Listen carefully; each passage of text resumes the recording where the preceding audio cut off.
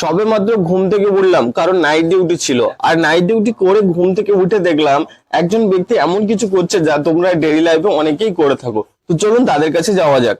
যে ছুটি ছিল, বলুন বলুন। যে গিলে মিঠে আর এই ঠ্যাং আনলাম, সেটা বলছে আজকে খেতে হবে। আজকে হালকা পাতলা তো রেসিপি বানানো যাক। এগুলো কিভাবে রান্না করতে এই হয়? জন্য মানে গরম জলে যদি না ওঠে, একে আগুনে দিয়ে মানে ফসকা আনতে হবে। আগুনে দিলে ওটা তাড়াতাড়ি মানে উঠে যাবে। ওর যে ছালটা থাকে পায়ের, ওটা তাড়াতাড়ি উঠে যাবে। আর ওই যে স্বাদটাও ভালো হবে। ওই রান্নার ভেতরে যে লালাটা আসে, লালা ভাবটা আসবে না। আর হচ্ছে ওই যে মেটে কালিজা, ওইগুলো হচ্ছে গরম জলে একটু ফোটাতে হয়, তাহলে জীবাণুটা কেটে যাবে। তো দেখলেন তো আপনারা, ঠ্যাং এবং গিলামিটা বাজার থেকে কিনে নিয়ে এসে তারপর তারা কিভাবে ছাড়িয়ে তারপর রান্না করবে, তারপর খাবে।